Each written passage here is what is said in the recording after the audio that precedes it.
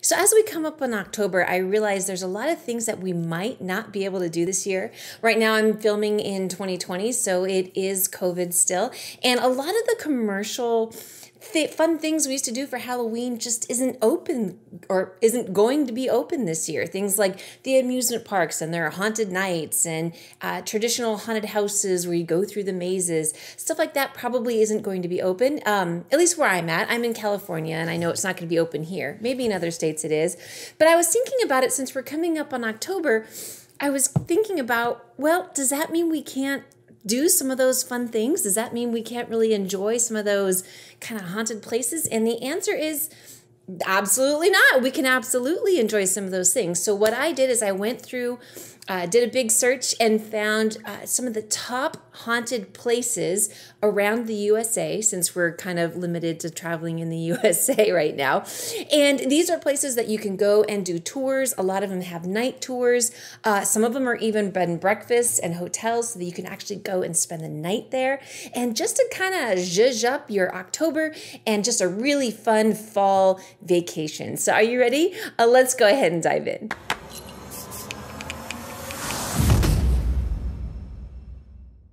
Really quick, before we jump into it, I just want to let you know we have a brand new resource available for you.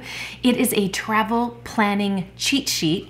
So what it does is it cuts through all of the overwhelming travel websites available today. It helps you know exactly where to go to get the absolute best rates and to get started planning your next vacation. Because it can get just incredibly confusing when there's so many websites available and they all say they're doing the best, they give you the best pricing and they have the best vacations when that's clearly not true. So what we've done is we've culled through all of them and we put together a cheat sheet to tell you exactly where to go, when to go, how to start, the whole thing. So to download your free copy today, just go ahead and hit that link in the description below. Okay, let's get back to it. So I have found 10 places that are, according to my research, the most haunted places in America. And as I said, a lot of them are museums and things that you can tour. Some of them are hotels and bed and breakfast where you can actually go and spend the night.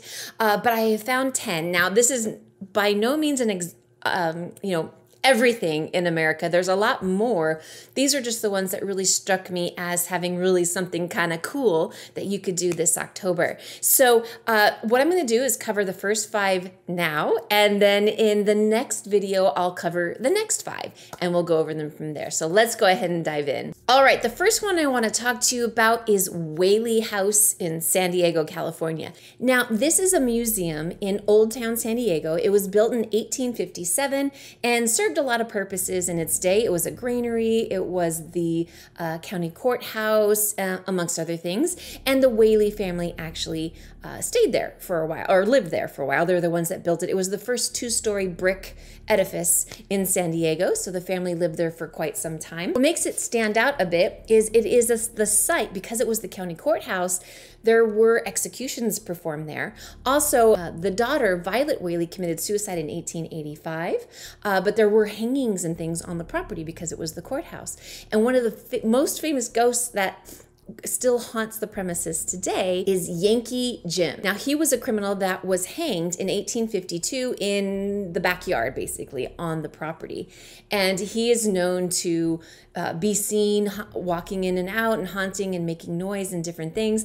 Also, the Whaley family themselves have been seen in and out of the property. In fact, the Travel Channel actually voted it America's most haunted place in the USA. So Whaley House, I took a look. Right now, it is not currently open, but it may be open to tours soon.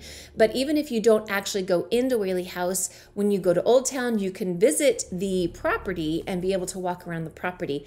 And here's the secret.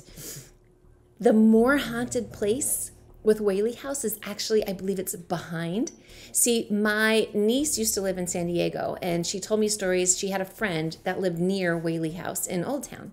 And when they were in middle school, they used to sneak out all the time and go around Whaley House because it was the spooky, and they were trying to see if they could see ghosts. And they never really actually saw much on Whaley House. Now, that doesn't mean that there's nothing there. There are people that have had experiences there, but they didn't really experience anything when they were at Whaley House. But there's an old church that I believe is decommissioned. I don't think it's used any longer. And it is right near the property, or right on the property behind it, I believe she said it was. I haven't been down there in a long time, so I can't remember exactly where it's located. But it's right on the square with Whaley House. And her friends and her were there, you know, in the middle of the night, wandering around, and they went up to the old church, you know, spooky. And while they were standing at the door, the curtain moved. And this is an abandoned place, but the curtain moved. And one of the girls said, "Oh my God, did you see that?" And I'm like, no, no, no, no, no. And they just got that eerie, yucky feeling. My niece, in fact, wouldn't even come up to the door, because the minute she walked near the property, she could feel that negative energy and that just this bad feeling. And so she didn't even want to come to the door. So when the second girl went up to the door and saw the curtain move, she's like, "Nope." And she went back and stood with my niece. Well, they were also with two boys, and the two boys were razzing and just thought it was crazy. And they went over and kind of peeked. They could see into the church. And she said that they were standing there for a minute. All of a sudden, they both jumped and ran. And they asked, what happened? What'd you see? And they refused to tell them. They didn't want to tell the girls what they had seen, because it was, I don't know if it was too scary or what happened. But anyway, I just wanted to share that story, because even if you don't notice anything in Whaley House itself, that property in general, I believe might have a little haunting, a little spooky, a little something for you to see. So even if you don't do the tour at Whaley House, if you walk around the property, who knows what you might find. The second one I want to talk to you about is Joshua Ward House. Now, this is also known as George Corwin's house, and this is in Salem, Massachusetts. Yes, Salem, and it did exist in the Salem witch trial. So back in 1692 is when it belonged to George Corwin. Joshua Ward was the owner after that. But George Corwin was the high sheriff during the Salem witch trials and owned that property. And so it was the site of, even though the hangings weren't there and the executions weren't necessarily there, that is where he confiscated property. That is where he hauled the ladies off to be executed in. I think there were some men that were hung as well. So he was the high sheriff. So he was involved in all sorts of well, it's rumored that he was involved in all sorts of nefarious activity. So not only was it the Salem witch trials, but there was also, for instance, an 81-year-old man named Giles Corey who was sentenced to death, and I believe it was on that property, and he was sentenced to death by weight. They literally had him on some surface, had a plank across his, I think his back maybe, and would put ever increasing weight slowly on it, slowly crushing him to death. This happened on that property. There's also a myth that George Corwin tortured prisoners in the basement. Now, it's not confirmed, but it is something that could have taken place. And this house is commonly known as the most haunted place in Salem. Now, I believe they are open for tours currently, at least for my research. But if you're thinking about heading out there this year, be sure to check ahead of time to make sure they're open. But this could be a really cool place to visit this October. All right, the next one is Laurie Mansion. Now, this one is in New Orleans. I always say that wrong. New Orleans, Louisiana. Now, if you are a fan of American Horror Story, you might remember this from the Coven season. The Delphine LaLaurie was a real character. They actually based it on that real character. And the show itself, it was partly filmed in a different haunted region in another part of the city.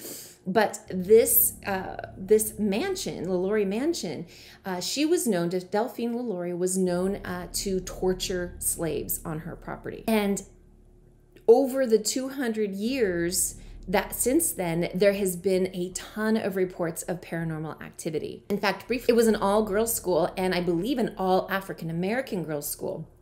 And during a couple of the days, the girls would come to their teachers just crying and sobbing, and the teachers would ask what happened. And they would pull up their sleeves, and they would have scrapes and bruises all up and down their forearms. And when the teachers asked, "Who did this to you?" they said, "That woman." So this is another notable site in New Orleans that has had a lot of record activity. I do believe it's open for tours, so be sure to check ahead of time, though, to make sure that they're open. But even if you don't go on a tour, I believe being in the area, seeing the mansion itself, and kind of wandering around on its grounds could probably give you a few spooks yourself. The next one I want to talk to you about is Lizzie Bordens BNB. Yes, Lizzie Borden, the one who, although she was acquitted, was thought to have murdered her family by bludgeoning to death. Now, this one is in Fall River, Massachusetts, and it is indeed open as a B&B. You can actually stay overnight in the property. Now, it is also open for tours. You could do some night tours as well. So it's the house where Lizzie Borden lived with her parents, and then, as rumor has it, or as myth has it, she bludgeoned them to death in 1892. Now, like I said before, she was acquitted, but still, it's common rumor, myth, knowledge, I don't know how you want to say it, that she did indeed murder them. And so there's a lot of stories and reports of some very spooky things happening. But this place, if you're really adventurous and you want to actually spend the night in a haunted location, this could be the ticket if you're anywhere near Fall River, Massachusetts. You know, you're over on the East Coast seeing the fall leaves change, you know, take a stop in a haunted, B&B and see what happens. The last one I want to talk to you about today is the Hollywood Roosevelt Hotel. Now, this one is in Hollywood, California. It was in Hollywood's heyday, kind of in that 20s, that golden era, and they had tons of the biggest stars, Marilyn Monroe and Clark Gable, and kind of that generation and genre of people would go there for all different kinds of, Academy Awards and parties and things, and in the ballrooms. And it still exists today. It's still a hotel today, so you can go and stay there. Now, some of the cool things that still have been known to happen there is that it is haunted by some of these famous stars. In fact, Montgomery Clift, he stayed on the 9th floor and has been reported to be practicing his lines, walking up and down the halls, and also practicing, I believe it was his bugle for the role, because he lived there during the filming of the role. So it has been reported that you can hear him on the 9th floor. Now, also Marilyn Monroe herself, she's been known to wander around outside of what was her suite when she was there, because she stayed there quite often. In fact, this is where she got her start as a model, was at the pool at the Hollywood Roosevelt Hotel. But she's known to be seen around her old suite, as well as around the pool area at times. And then apparently there is a full-length mirror in the suite, and some of the guests have been looking in the mirror and have seen the reflection of Marilyn Monroe. The other person, old famous person that has been known to be seen, is Carol Lombard. Now, back when she married Clark Gable, I believe it was a secret, and they carried on their secret romance on the 12th floor. And so you can hear her. It's been reported that you can hear her or possibly see her going up and down the halls also. And then the last big place that people tend to see things is in the ballroom itself. They've seen figures in tuxedos because it was the location of a ton of Hollywood big star parties. And so people have reported that they can actually see some of those figures when they're in the ballroom. Alrighty, so that wraps up the first 5 of the most haunted places in the USA. Stay tuned for our next video where we're going to go over the next 5, and out of those top 10s you might find something fantastic to do if you really like to celebrate Halloween and you really like to be spooked a bit. These might be some great places for you to go. Now, if this sounds like something you want to do, and maybe even it's just inspired you for some fall vacation, and you'd like to go ahead and start looking at your lodging potential, go ahead and take a look at this video here where we cover how to use Google Hotels to find the best rates on the hotels, and also explore and make some decisions and open up your possibilities for hotels in the world, actually, but in America right now. And if you like this video, please consider hitting that subscribe button and give us a thumbs up, and we will see you on the next video. Thanks so much for stopping by. Bye-bye.